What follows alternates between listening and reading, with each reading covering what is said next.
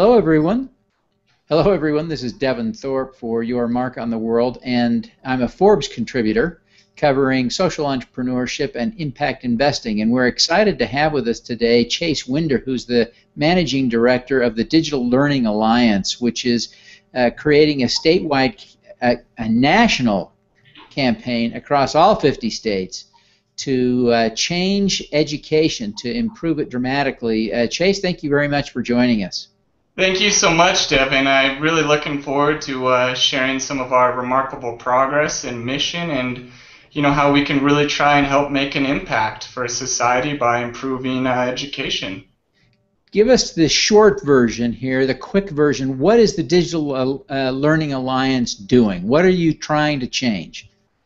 Absolutely. So the Digital Learning Alliance is a national nonprofit that is working to educate state legislators about the benefits of technology in education. This is in multiple different facets, from blended learning, flipped learning, solutions, tablets, devices, infrastructure, broadband, because there's really so much out there that can help improve students' learnings, help improve teachers, their effectiveness, make data and analytics more useful for schools and administrators. And really, there's a lot of ground to cover. If you look across the different assessments, from the NAEP, the National Education Progress Assessment, the PISA, the International Assessment, there's so many indicators right now that there's a lot of opportunity to improve education. There's a lot of wonderful organizations working in so many different facets, but we saw a unique opportunity to really make a difference at that state level channel. There's groups working with teachers, there's groups working with online, there's groups working with the federal government, and we really wanted to identify the best practices, model legislation, solution partners, and examples that are working across the country, so there doesn't have to be any more missteps or mistakes or hard lessons learned, but really a national education outreach effort to really bring quality programs that are actually demonstrating remarkable outcomes for pennies on the dollar. And what we're really about here is what we call ROI. It's what's the return on investment for state dollars. And a lot of folks use ROE, the return on education, and we want to help make that transparent and clear and fair and help improve education across the country by working with many different groups. Well, take just a minute and give us an example, a specific example of a technology that you're advocating the use of and how it helps. Absolutely. So one of our biggest areas that we're looking to improve is math proficiency across the country. Right now, the NAEP indicators say that for 12th graders across the country, only 26% are proficient in math. Internationally, the country is 31st in the world for math proficiency. And the Harvard Education Report from 2011 shows that they predict if we could increase our international math scores from 31st in the world to the levels of Canada and Korea, there could be a $1 trillion national GDP growth for the U.S. for 75 years by increasing math scores. That's the kind of ROI we're looking for. So to give you a concrete example of a project we worked on, we have a Washington, D.C. office and a Salt Lake City office, and here in Utah has been a remarkable leader in the country. The legislators, the governor, the State Office of Education have helped get Utah the only two back-to-back A ratings by Governor Jeb Bush's Digital Learn Now report card for the nation, and we do it with the least amount of per-pupil funding. Plus, we have some of the best economic outcomes. We were a two-time Forbes Best State for Business 2011 and 2012. So we're doing a lot of great things. However, companies have been moving here for so long to take advantage of these economic conditions and skilled workers that a lot of the talent has become drained. So what we identified with state leaders, multiple other groups, was that we needed to boost our STEM workers in the state. That means science, technology, engineering, and mathematics.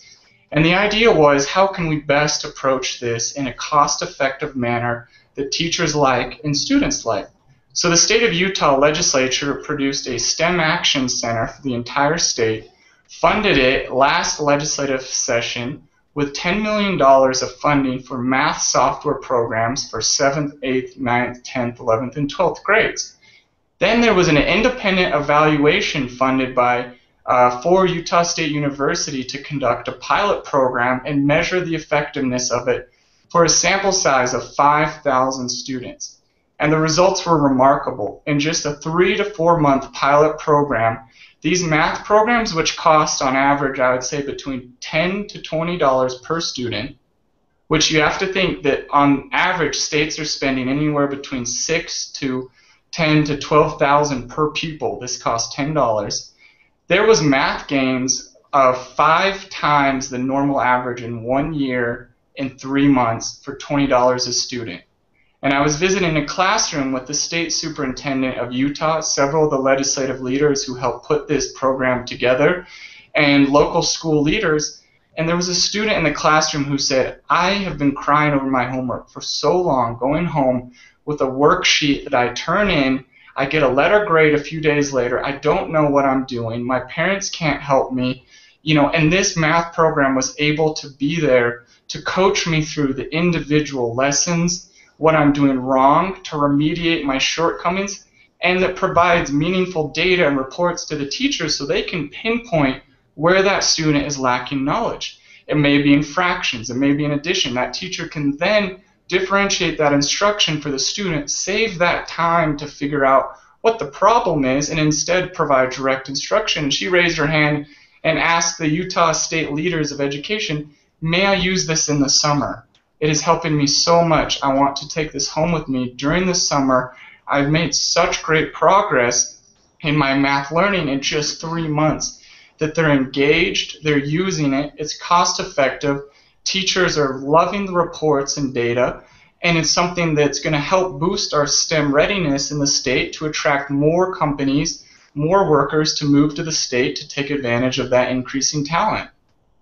So you've been working across the country. You've got some level of engagement, you told me, in 44 states. Give us a sense of how broad your reach is becoming.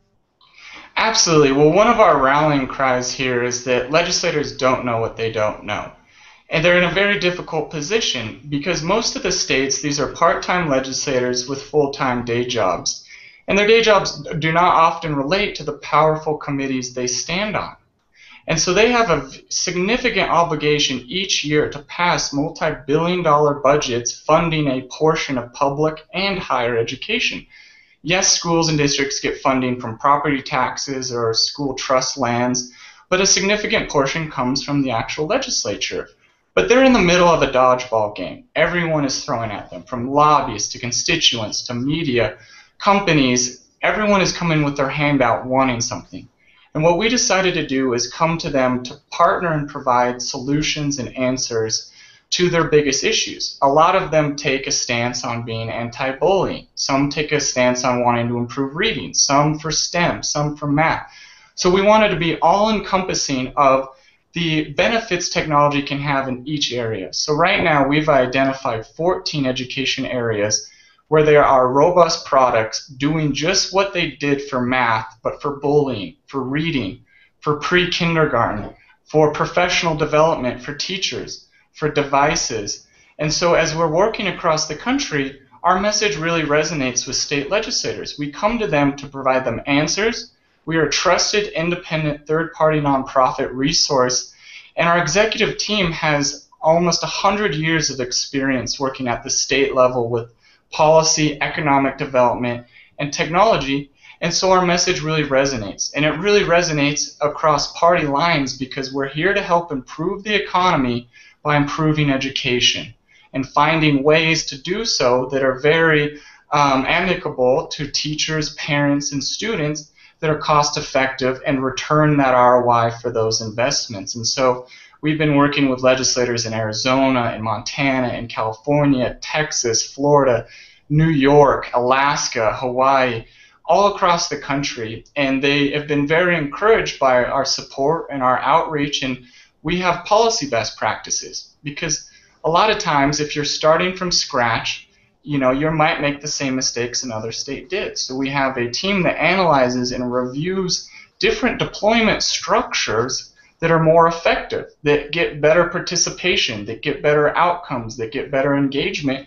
and we share those with them. We say, hey, there's a model that's going to get you better outcomes. I would watch out for that pitfall. And then we help connect them to districts, to states, to even principals at the local level who are doing great things so they can learn from each other. We want to be a kind of connector and a facilitator of great ideas, work on legislation, advocate these issue areas, and then form partnerships and expose them to technology solutions that can help accomplish what they want to accomplish, that teachers like, students like, and like I said, are cost effective for a good ROI for the state's investments. Well, before we go, I've got to ask you how you ended up going from playing professional basketball in Europe to running this nonprofit all before you're 16. Yeah, it's been a pretty remarkable journey. I played some basketball early on in college in a small school. I grew 6 inches my senior year of high school. It literally hurt as I was ripping apart my muscles and my shoulders, and so I never got recruited anywhere big. I ended up attempting to walk on at the University of Utah, where I graduated. Decided that my talents could probably be better utilized overseas, and to try and go make it over there. And sadly, as I was playing on a great team in Amsterdam, which was a traveling team, we won our game, just made it to the next national round. We're about to move up, and I played a game of horse with some of my teammates after a game and busted my ankle. Was really tragic, really hard to swallow. But I'd always wanted to pursue things from a legislative, a policy perspective, an impact perspective. I just didn't think it would happen so soon. I ended up moving back to Washington, D.C., with the help of the University of Utah, which has a great program for placing students into political careers, and ended up working for a Utah congressman working on some research on policy. Then from there, I found a great campaign opportunity in the 5th District of Virginia in Charlottesville during the 2012 presidential election, one of the most exciting times of my life, and was fortunate enough to become communications director on that campaign, had a wonderful campaign manager, and was very excited to learn that remarkable organizing ability, grassroots, campaign, communications. Came back to Utah for Thanksgiving holiday. Sadly, we lost by a respectable margin, and came back and met my co-founder at a holiday party. And he's a former top IBM executive. He was one of the most successful salespeople in IBM, helped transition them into the EdTech space in the early 90s. This is Dane Goodfellow, the president and our co-founder. And he would help drive $500 million in sales and revenue for IBM by focusing on economics. And he helped set up the Utah Partnership for Education and Economic Development here in Utah, where he worked for 10 years with back-to-back governors in Utah to put the plans together to invest in technology, infrastructure, research and development, and education, which turned out in 1990 he presented to Fortune magazine, had Utah picked the best state for business because of these plans, and he created things like the Utah Education Network, which is one of the best broadband managed infrastructures in the country. He helped invest supercomputers at the University of Utah, which is a world-class research institution. He did the ETI, one of the first one-to-one desktop computer initiatives to build a digital literate workforce. And this started to attract talent and companies to the state to take advantage of these economic conditions.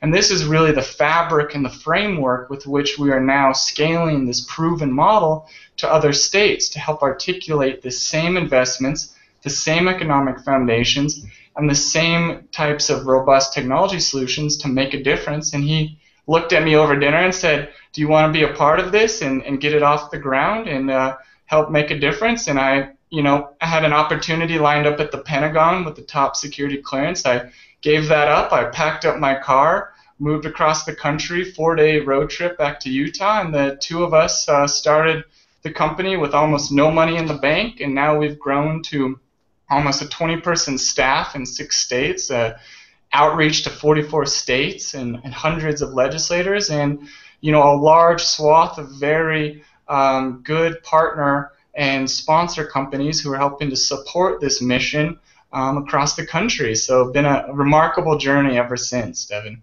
Well, Chase, I really appreciate you taking the time to be with us. Now, very quickly, tell us how we can learn more or find out more information. Where do we go?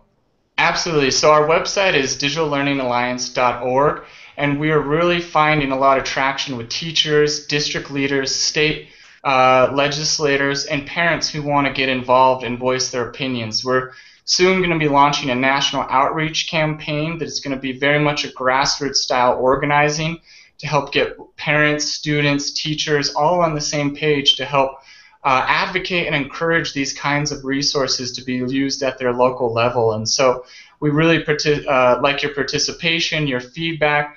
We're on Twitter at DigLearningAlign.